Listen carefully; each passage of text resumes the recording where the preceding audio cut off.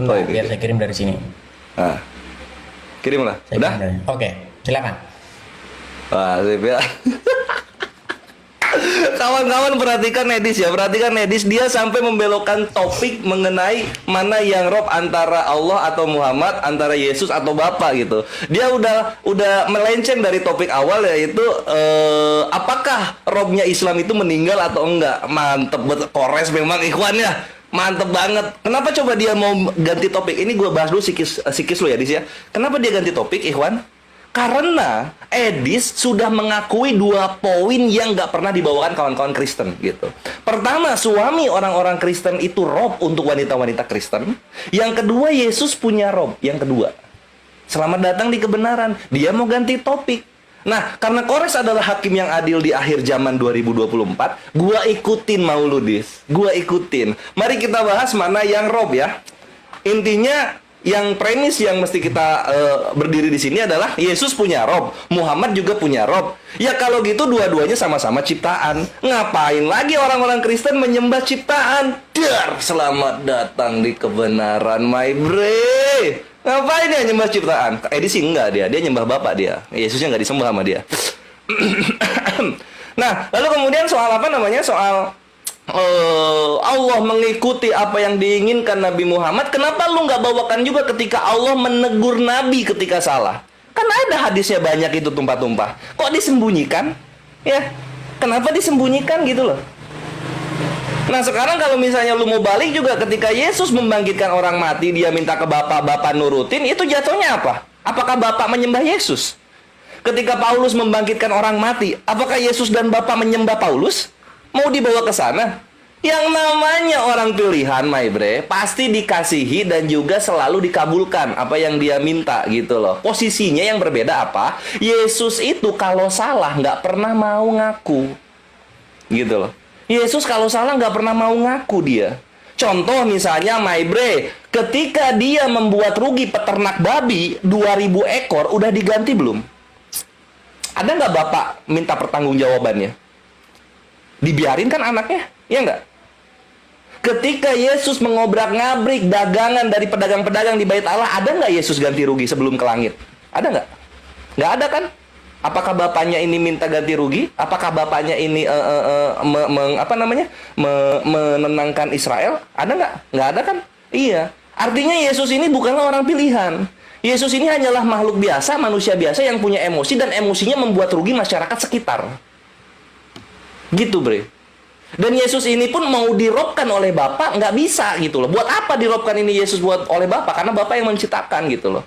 Beda dengan Nabi kami, hubungannya dengan Allah Subhanahu wa Ta'ala. Ditegur iya, dikasihi iya, dikasih mujizat menurunkan 3.000 malaikat ketika perang Badar iya. Ketika orang-orang musyrik minta saksi, minta bukti kenabian, langsung diperlihatkan bulah terbelan, iya dikasih juga. Gitu loh. Jadi yang Tuhan itu tetap Allah Azza wa Jalla. Nabi kami adalah syahidina bagi kami, my bre. Berbeda dengan Yesus, lu merobkan dia, Bapak nggak pernah bilang begitu, kelakuannya hanya membuat rugi masyarakat Israel saat itu.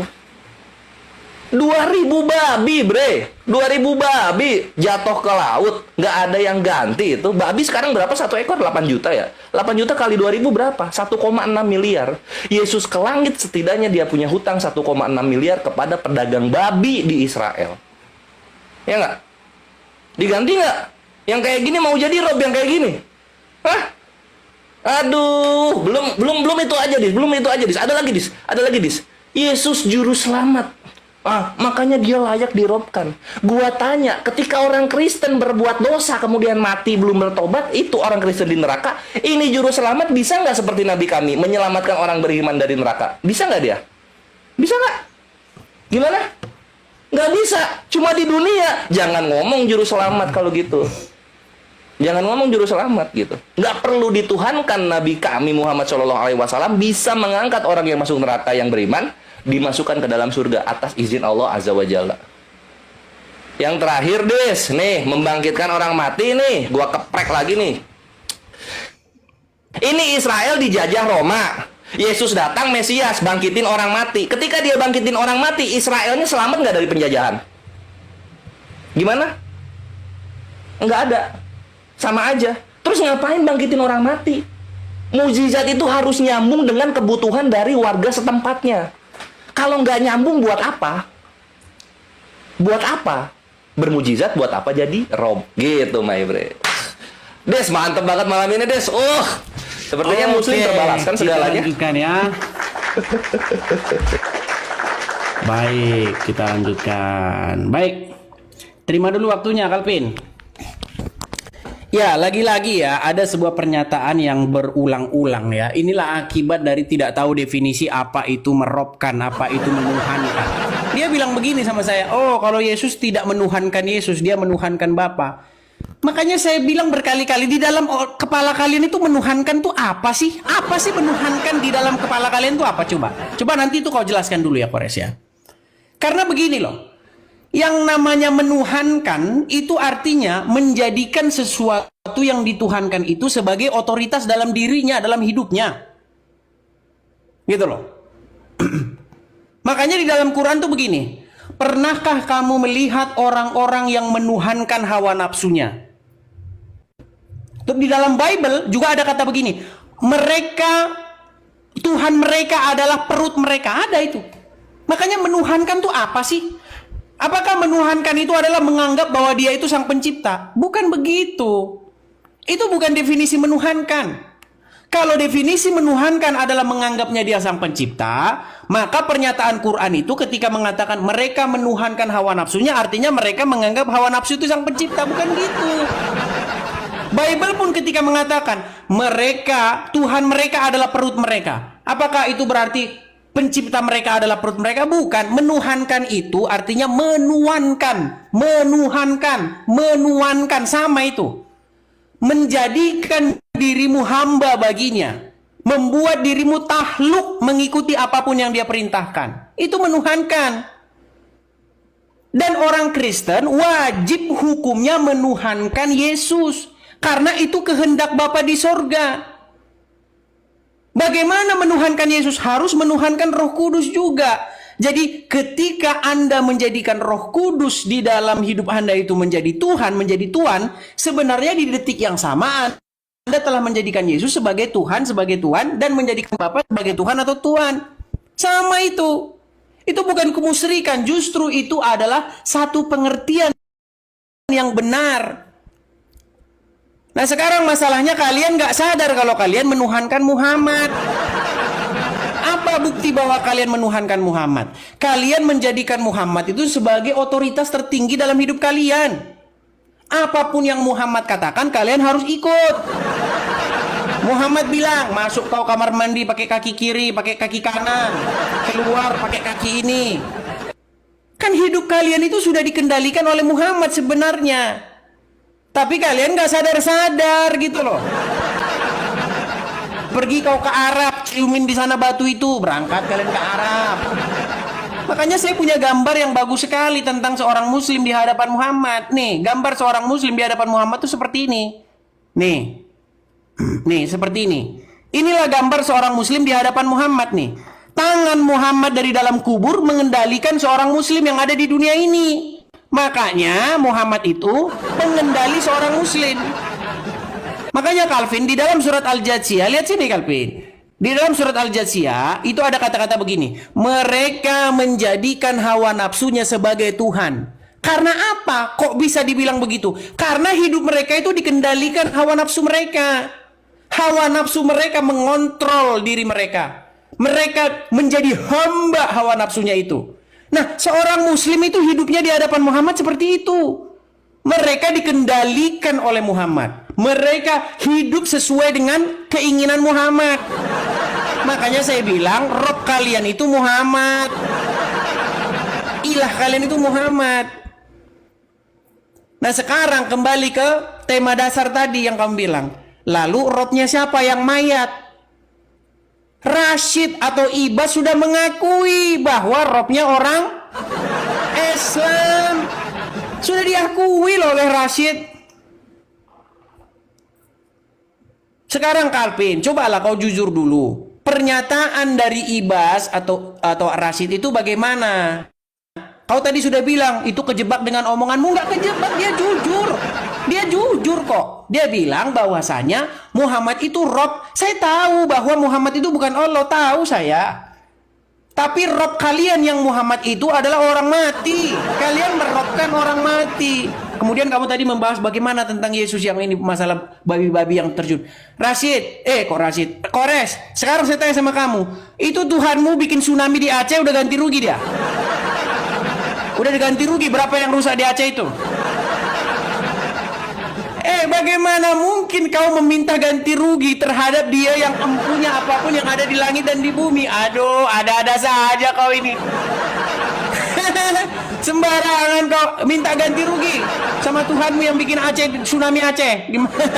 Itu gue jawab itu gue jawab di waktu gue itu. Itu terlalu mudah, Bre. Itu terlalu mudah. Ayo kita tanding ulang ya. Iya. Dis, kalau gua udah ngomong, itu udah no counter, Dis, gitu. Ketika Yesus harus ganti rugi peternak babi, kenapa? Karena Yesus di depannya langsung peternak babi, mengirim babi-babi itu ke sungai, gitu. Kalau Tuhan lu turun ke bumi, berlakulah hukum manusia kepada Tuhan lu, kepada Rob lu. Nah, Tuhan kami, apakah dia merendahkan diri sebegitunya, turun ke bumi? Enggak dong. Jadi ngapain mengikuti hukum manusia seperti Yesus lu? Yang harusnya mengikuti gitu. Tapi sayang seribu sayang, ketika dia naik ke langit, hutangnya masih banyak, my bre. Hutangnya masih banyak. Lalu kemudian ketika kita hidup sesuai keinginan Nabi gitu, artinya kita menuhankan Nabi. Loh, kok begitu konsepnya? Sekarang gini deh, coba kita pakai studi kasus saja. Kita pakai studi kasus. Ini dalam Torah, my bre, dalam Torah tuh kan gue udah keluar lagi data. Memang Kores ini ilmunya luas deh. Apabila suatu perkara ini ulangan apa ya ini ya? ulangan 17 9 dari 8. Apabila suatu perkara terlalu sukar bagimu untuk diputuskan, misalnya banyak nih macam-macamnya nih, maka haruslah engkau pergi menghadap ke tempat yang akan dipilih Tuhan. Haruslah engkau pergi kepada imam-imam orang Lewi dan kepada hakim. Oh, tegang, mukanya tegang. Wajib, gitu dia. Nah, lihat di sini apa dikatakan Tuhan. Engkau harus melakukan dengan setia segala yang ditunjukkan mereka kepadamu. Satu, bre, lihat yang kedua. Janganlah engkau menyimpang ke kanan atau ke kiri. Dua, yang ketiga nih. Orang yang berlaku terlalu berani dengan tidak mendengarkan perkataan imam yang berdiri di sana sebagai pelayan Tuhan ilahmu atau perkataan hakim, maka orang itu harus mati. Dar, selamat datang di kebenaran. Ini hakim-hakim jadi Tuhan setara Yesus. Iya. Hah? Gimana lu mau bantah? Mikir lu. Lihat di sini perkataan Tuhan nih. Harus mati. Kalau apa? Kalau nggak nurut perkataan hakim. Ini sama seperti Allah firmankan dalam An-Nisa ayat 59. Ya ayyuhalladzina amanu atiullah wa atiur rasul wa ulil amri. Hai orang-orang yang beriman, taatilah Allah dan taatilah Rasul dan ulil amri. Ketika lu mentaati Rasul dan ulil amri, ini Rasul dan ulil amri tidak menjadi Allah. Sama seperti di sini harusnya kalau lu bukan Kristen, jadi mikirnya enak gitu. Sayangnya lu Kristen, semua yang dipatuhi harus jadi Tuhan. Itu keblingernya, bre. Makanya 7% terus di Indonesia. Di sini lihat ya. Lihat di sini nih. Nih. Mana nih? Orang yang berlaku terlalu berani tidak mendengarkan perkataan imam yang berdiri di sana harus mati. Anjir, gimana Edis mau bantah ini, Edis? Gimana lu? Mau kabur kemana lu? Anjir, semua perputaran-perputaran lu di atas air pasti ketahuan sama gua. Karena kalau misalnya ini tidak lu tuhankan, artinya lu kontradiksi dengan statement lu sendiri. Gitu, bre. Ya, selamat datang di kebenaran, my bre. Itu, berikutnya kita bahas fitnah-fitnah lu ya. Kita bahas fitnah-fitnah lu. Lu bilang Nabi kami menyuruh ke Arab terus nyium batu, itu di mana? Ada di mana itu Nabi kami nyuruh begitu, ada di mana? Hah? Terus berikutnya apa lagi? Gua ini apa yang dikatakan Muhammad harus ikut tadi udah. Nabi nyuruh kami nyium-nyium batu, itu di mana? Gitu kan? Terus di mana Bapak nyuruh menuhankan Yesus, itu di mana? Ayo gitu kan? Itu foto bukan dalil suruhan. Itu foto, bre. Anyway, argumen gue tentang foto belum keluar ya. Kalau argumen gue udah keluar sama foto, gue takutnya lu ini apa kejang-kejang. Tapi nantilah. Jadi di mana ada Bapa menyuruh menuhankan Yesus ya, di mana ada Bapa menyuruh menuhankan Roh Kudus. Inilah yang gue wanti-wanti lu dari awal. Jangan sampai lu menyumpalkan perkataan pribadi lu ke mulut Rob lu. Jangan sampai, bre. Gitu. Itulah kenapa gue sangat suka istilah sola scriptura. Apa yang tertulis itu yang lu hargai. Gitu. Sekarang gue tagih nih 2 nih poinnya. Di mana Nabi kami menyuruh nyium-nyium batu ya. Di mana Bapak ya, di mana Bapak menyuruh menyembah, menuhankan atau merobkan Yesus dan Roh Kudus gitu. Lu nggak bisa jawab, lu hancur di iman lu, Dis. Hancur iman lu serius di hadapan Kores lagi-lagi. Jadi kayak dejavu gue, bre. Wah, ini kan pernah terjadi sebelumnya, tapi nggak apa-apa karena lu bangkit lagi di tahun ketiga. Ya, itu harus lu jawab dan gue tunggu jawabannya ya. Selamat datang di kebenaran. Ulangan 17. You are beautiful verses. Lanjut.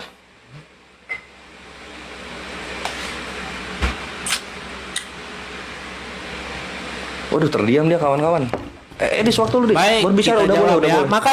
Makasih. Oke, kita kasih waktunya lagi, Calvin. Iya, baik. Ya. Jadi kalau tadi dia membahas mengenai bagaimana proses peradilan, ya, jelas peradilan itu memang diberikan otoritas kepada hakim-hakim. Tapi yang sedang kita bahas ini bukan soal peradilan loh. Yang kita bahas ini adalah bagaimana kamu menuruti kehendak-kehendaknya. Gimana sih ini orang nggak nyambung loh.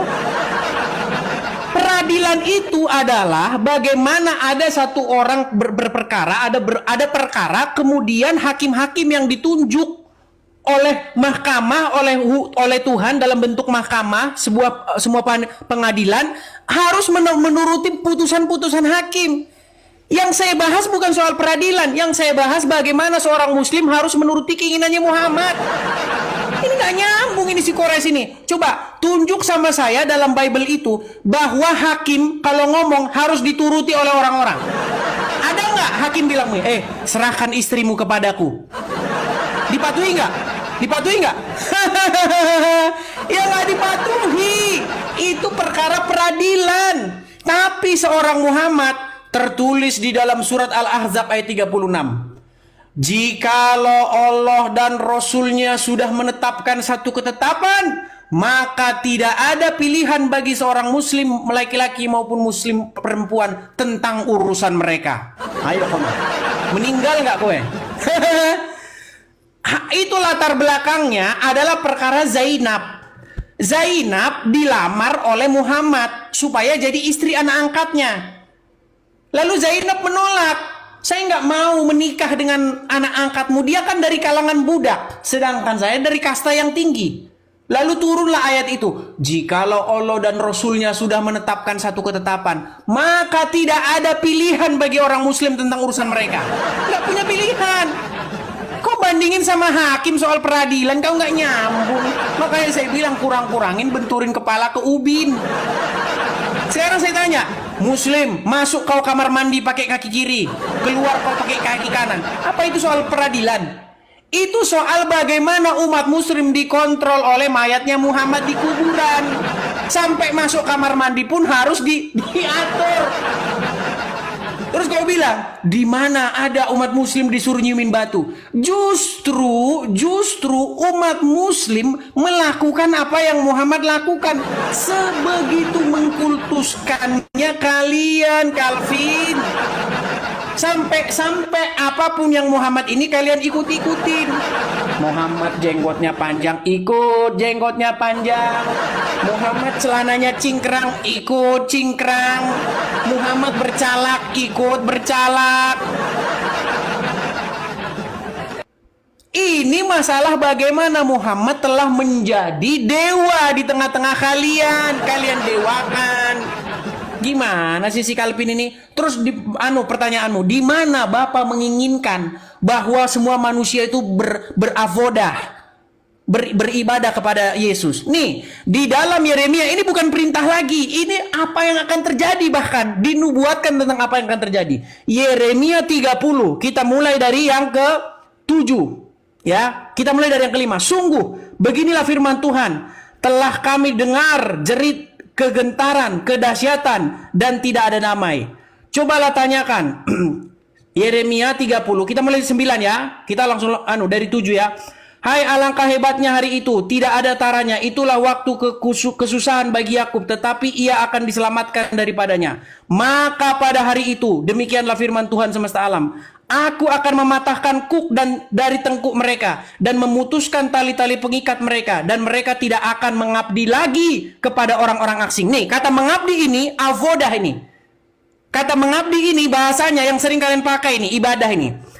Nah ini, mereka akan mengabdi, kata mengabdi di sini avodah, berbakti, beribadah. Mereka akan mengabdi kepada Tuhan Allah mereka dan kepada Daud raja mereka yang akan kubangkitkan bagi mereka. Kata Daud di sini merujuk kepada Sang Mesias yang akan datang. Kata Daud di sini merujuk karena Daud sudah mati. Mereka akan mengabdi kepada Daud yang akan kubangkitkan bagi mereka. Ini merujuk kepada sosok Mesias.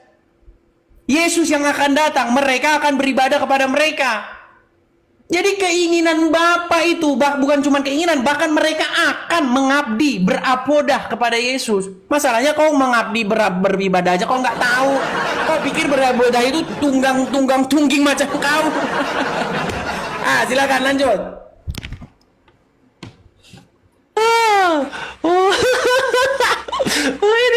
Ini Daud jadi Yesus. Kalau jauh kita koin kita teman-teman saudara-saudara. Silakan lanjut. Oke. Ini gua. Saking semangatnya saya nggak lihat tadi ada ini. Silakan. Iya, ini gua terima ya. Jadi kawan-kawan bisa dilihat ya, Edis menghindari ulangan 17. Di sana nggak ada sama sekali pengadilan, bre. Lu lihat di sini ya, di ulangan 17 gitu. Ini udah hakim. Hakim itu kalau dalam bahasa apa namanya? Kalau dalam bahasa Yahudinya itu softim ya, bahasa Ibraninya. Lu lihat di sini.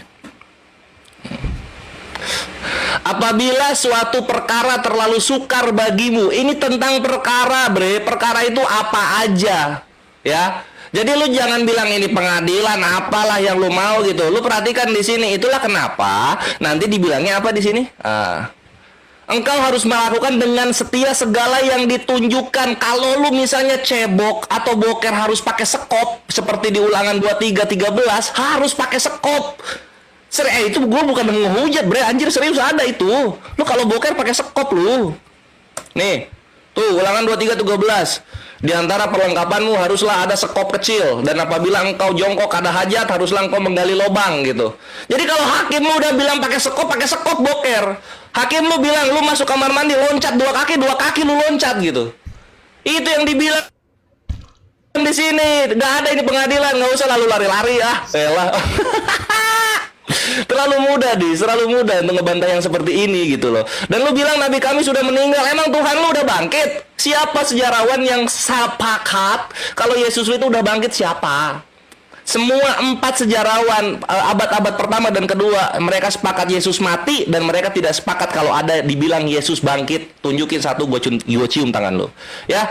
Nah, jadi di sini setia segala yang ditunjukkan. Itulah kenapa di sini ada kata segala, Edis. Di sini ada kata segala gitu. Dan kalau lu nggak mengikuti keputusan dari hakim-hakim dan imam Lewi, maka lu mati.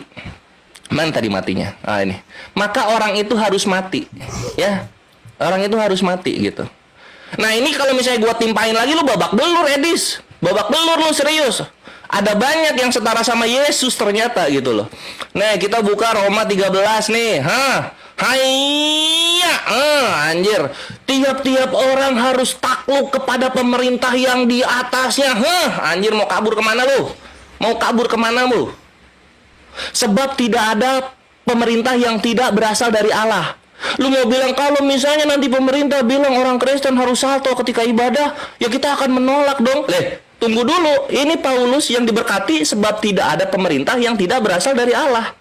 Selamat datang di kebenaran, gitu. Jadi yang seperti Yesus itu banyak banget di Israel, my bre, gitu loh. Lu nggak perlu lari ke nabi kami menuhankan begini dan begitu. Lu kaca dulu di perjanjian lama, perjanjian baru, lu bubuk lu di situ. Hakim-hakim segala pemerintahnya harus diikuti perjanjian lama. Pemerintah itu berasal dari Allah, lu harus takluk kepadanya. Itu perjanjian baru. Jadi Yesus lu tuh kalau kita lihat nggak spesial ternyata.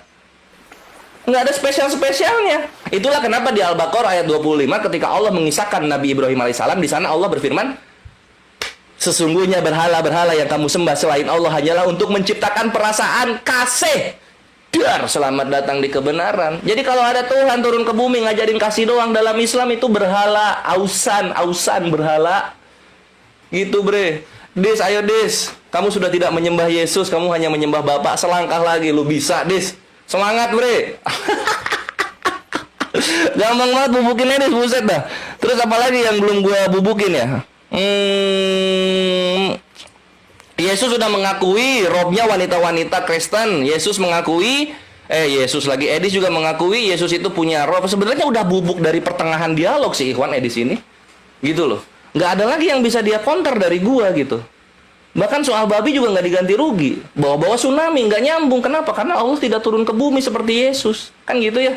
Bahkan itu nggak dikonter sama Edis. Ya nggak?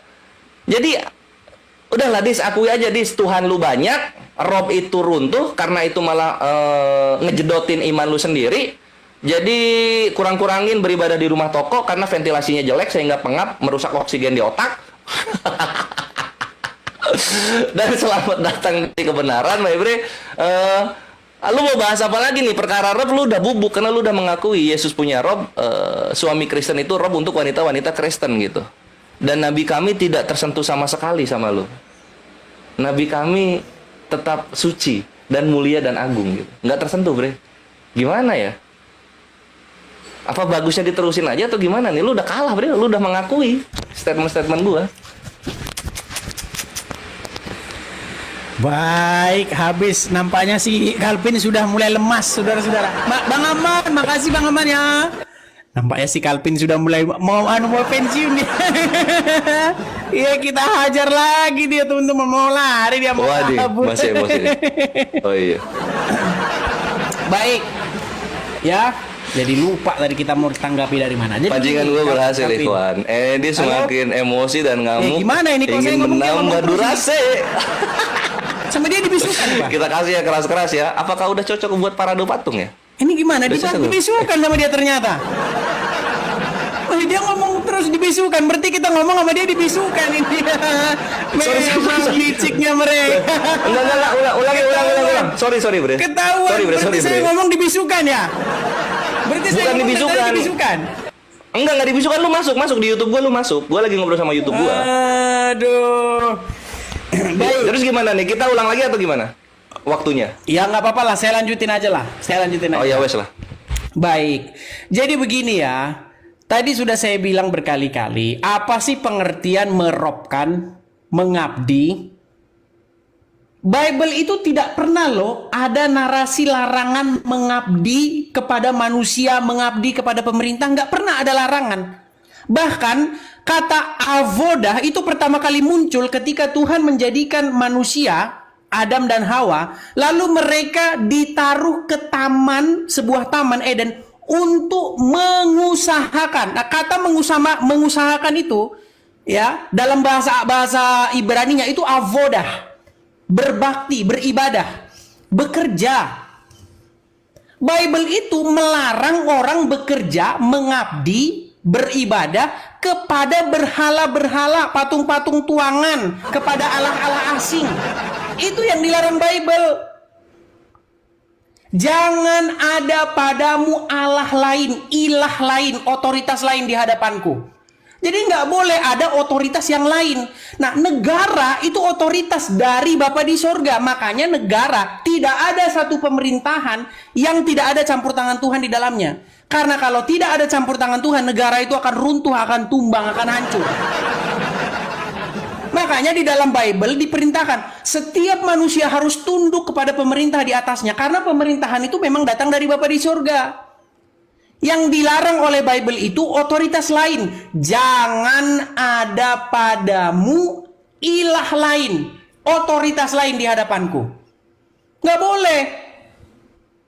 Apakah Yesus otoritas lain? Tidak. Yesus itu otoritas yang datang daripada Bapa. Roh Kudus juga otoritas yang datang daripada Bapa.